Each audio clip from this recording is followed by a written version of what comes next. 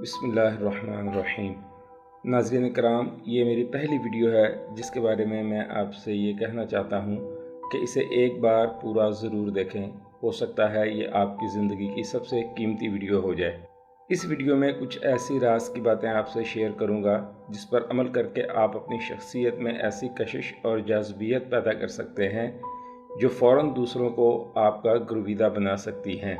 आज हर बंदा जो साइंस की कुछ ना कुछ समझ बूझ रखता है वो जानता है कि इंसान के जिस्म के इर्द गिर्द एक रोशनी का हाला मौजूद है जो कि आपके जिस्म से इलेक्ट्रिक डिस्चार्ज की वजह से पैदा होता है। इसे ऑरा कहते हैं। यह ताकतवर भी होता है और कमज़ोर भी, खूबसूरत भी होता है और बदनुमा भी, मगर ये खुली आँखों से नहीं देखा जा सकता। इसके लिए एक ऑरा कैमरा इस्तेमाल किया जाता है। उसकी कीमत लगभग 15,000 अमेरिकी डॉलर है।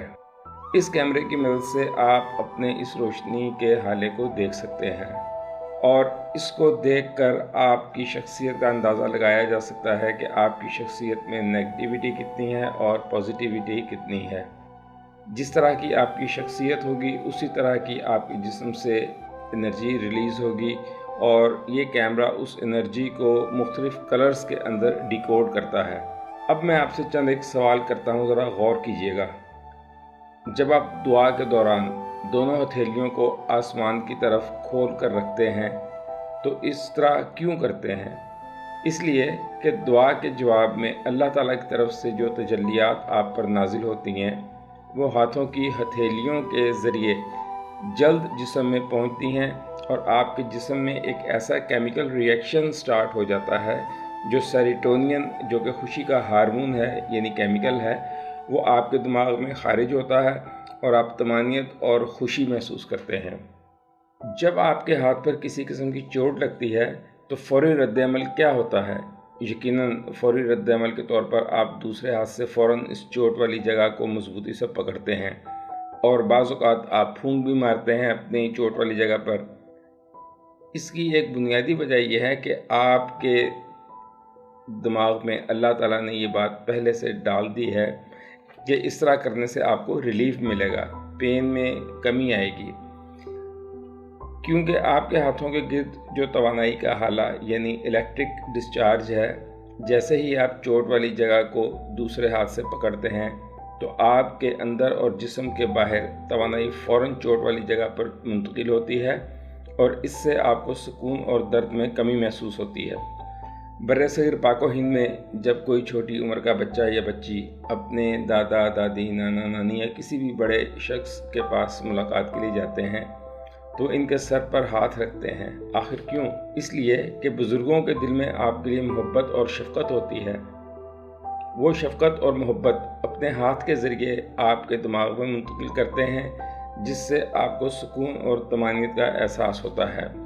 जब आप अपनी औलाद को प्यार करते हैं यानी उनका माथा चूमते हैं या चेहरा चूमते हैं या गले से लगाते हैं तो आपको खुशी और सुकून क्यों मिलता है? इसलिए कि बच्चे में मौजूद तवानाई यानी उसका जो इलेक्ट्रिक डिस्चार्ज का पैटर्न है वो आपके जिस्म और रूह में जज्ब होता है, जिसकी वजह से आपको और आपके बच्चे को तमानियत महसूस होती है। आप जानते होंगे कि रेकी के तरीक़ा इलाज में हथेलियों का रुख मरीज़ की तरफ किया जाता है। कुछ मखसूस अलामात का तसव्वुर किया जाता है, यानी रेकी मास्टर जो है वो कुछ मखसूस अलामात का तसव्वुर करता है और अपनी एनर्जी को मरीज़ में मुंतकिल करना शुरू करता है। इस एनर्जी को ची एनर्जी भी कहते हैं। ची के बारे में नेट पर काफ़ी मालूमात मौजूद हैं, आप देख सकते हैं। इंशाअल्लाह मौका मिला तो इस पर भी एक वीडियो ज़रूर बनाऊँगा। एनर्जी का ट्रांसफ़र होना एक छोटी सी मिसाल के ज़रिए समझिएगा। अगर एक कमरे में ठंडक हो और इसकी दीवार कहीं से बहुत मोटी और कहीं से बहुत पतली हो तो यकीनन ठंडक उस जगह पर ज़्यादा महसूस होगी जहाँ पर दीवार पतली है। इसी तरह आपके जिस्म में मौजूद रूह और जो एनर्जी है वो पूरे जिस्म में फैली हुई है। उसके असरात उस जगह से ज़्यादा फैलते हैं जहाँ से आपकी जिल्द बारीक या नाजुक होगी। तो होंठों की जिल्द बहुत बारीक और नाजुक है, इसलिए जब आप अपने बच्चे या बच्ची को चूमते हैं तो आपके होंठों के ज़रिए बच्चे में एक मखसूस तवानाई मुंतकिल होती है जिससे बच्चा खुश होता है और बच्चे में मौजूद रूह को آپ کی روح ہونٹوں کے ذریعے زیادہ محسوس کرتی ہے، جس سے آپ کو طمانینت محسوس ہوتی ہے۔ ناظرین، جیسا کہ آپ جانتے ہیں، ہاتھ ملانا سنت ہے۔ ایک مسلمان جب دوسرے مسلمان سے ہاتھ ملاتا ہے تو کیا آپ جانتے ہیں ہاتھ ملانے میں کیا حکمت ہے؟ جی ہاں، آپ کی ہتھیلیوں سے انرجی ٹرانسفر ہوتی ہے اور آپ کی ہتھیلیاں انرجی ریسیو بھی کرتی ہیں۔ یاد رکھیں، ہاتھ ملانے کا سنت طریقہ یہ ہے کہ دونوں ہاتھوں کی ہتھیلیاں آپس میں ملیں اور دونوں ہاتھوں کو ایک دوسرے سے ملایا جائے۔ جب کوئی انسان دوسرے انسان سے ہاتھ ملاتا ہے تو ایک طاقتور انسان کی انرجی کمزور انسان کی ہتھیلیوں کے ذریعے اس میں منتقل ہوتی ہے، جس سے وہ خوشی اور طاقت محسوس کرتا ہے، بشرطے کہ جس سے ہاتھ ملایا جا رہا ہے وہ انسان نیک ہو اور اس کے دل میں آپ کے لیے ہمدردی ہو۔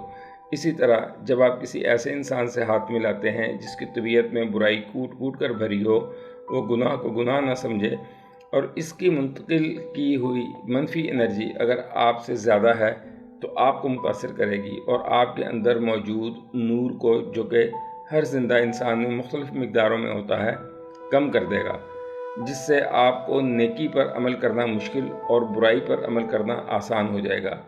اسی لیے اللہ تعالیٰ قرآن مجید میں نیک لوگوں کی صحبت اختیار کرنے کا حکم دیتا ہے۔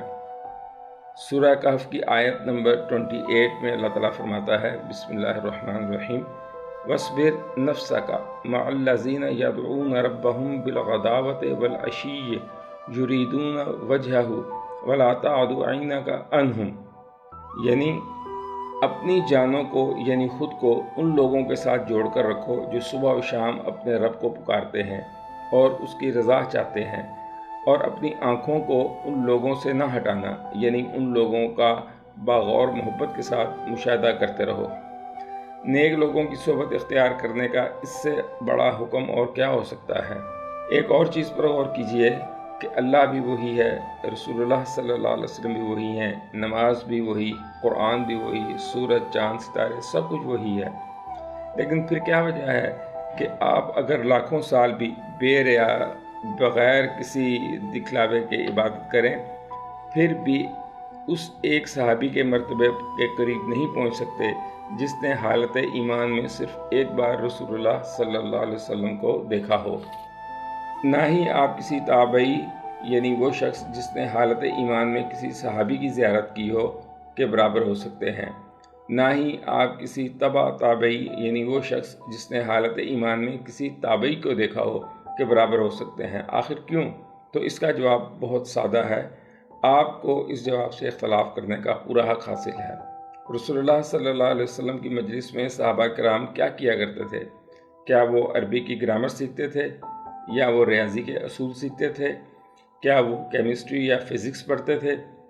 کیا وہ رسول اللہ صلی اللہ علیہ وسلم کی موجودگی میں کوئی کتاب پڑھتے تھے؟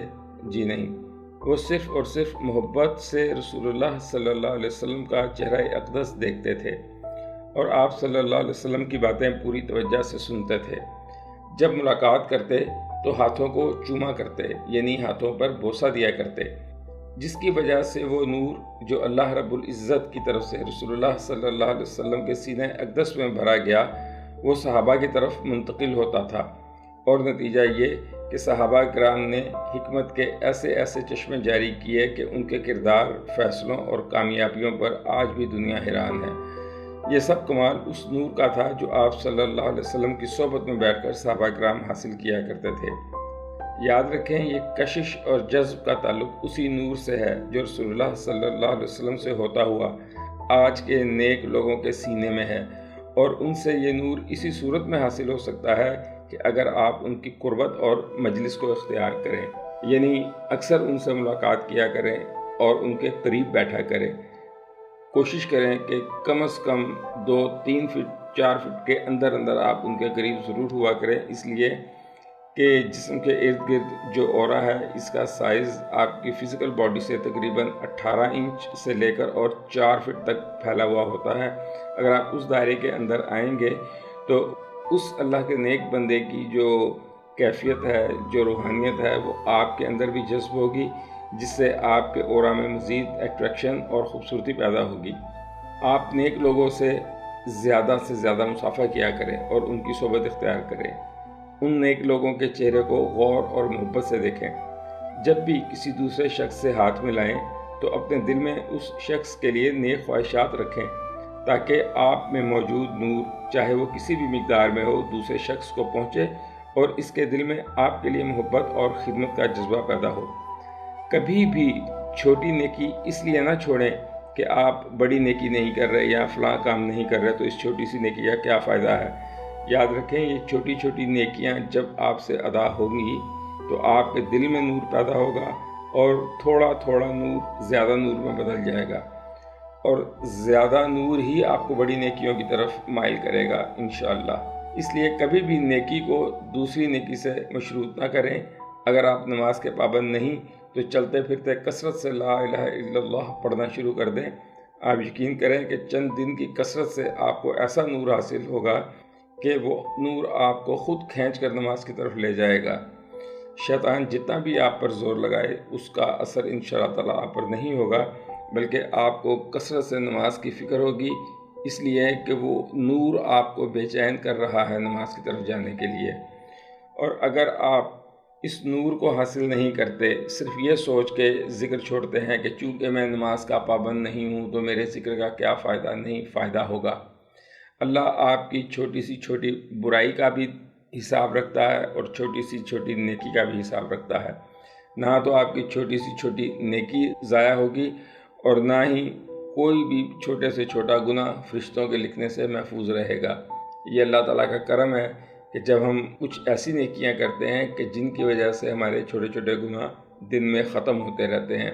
मसलन वज़ू करना, किसी मोमिन को मुस्कुरा कर देखना, सलाम में पहल करना, नमाज के लिए वक्त से पहले जाना, ये वो नेकियां हैं जो बुराइयों को ख़त्म कर देती हैं। कुरान शरीफ में अल्लाह ताला फरमाता है, इन्नल हसनात युज़हिब्न सय्यिआत, बेशक नेकियां बुराइयों को मिटा देती हैं। लिहाजा जो नेकी करने का मौका मिले उसे ज़रूर करें, और यही छोटी छोटी नेकियां इंशाअल्लाह ताला आपको बड़ी नेकियों की तरफ लेके जाएंगे। और एक वक्त ऐसा भी आएगा कि जब नमाज की पाबंदी इख्तियार कर लेंगे तो इंशाअल्लाह ताला आपको तहज्जुद की तौफीक भी अल्लाह ताला की तरफ से ज़रूर मिलेगी। अगली वीडियो में इंशाअल्लाह ताला आपके अंदर छुपे हुए एनर्जी के सेंटर्स और इनको चार्ज करने का तरीका शेयर करूँगा, और ये कि किस तरह आप कामयाबियों को अपनी तरफ खींच सकते हैं। एनर्जी के ये जिस तरह बैटरी बिजली के साथ कनेक्ट करने के बाद चार्ज होती है, इसी तरह एनर्जी के ये सेंटर अल्लाह ताला के ज़िक्र से चार्ज होते हैं। जो ही आपकी ज़ुबान अल्लाह ताला का ज़िक्र करती है, या आप अल्लाह ताला के बारे में या शायर इस्लामी के बारे में तसव्वुर करते हैं, शायर इस्लामी के बारे में तसव्वुर करते हैं या सोचते हैं, तो फ़ौरन ही ये नूर आपके दिमाग से या ज़ुबान से अदा किए हुए लफ्ज़ों से निकलकर आपके इन एनर्जी सेंटर्स में जाके जज्ब होता है। और इसी नूर की जब मिक़दार बहुत ज़्यादा हो जाती है तो इंसान से करामात का ज़हूर भी होने लगता है। इंशाअल्लाह ताला अगली वीडियो में कोशिश करूँगा कि इसी टॉपिक पर बनाऊँ ताकि ये सिलसिला जारी रहे।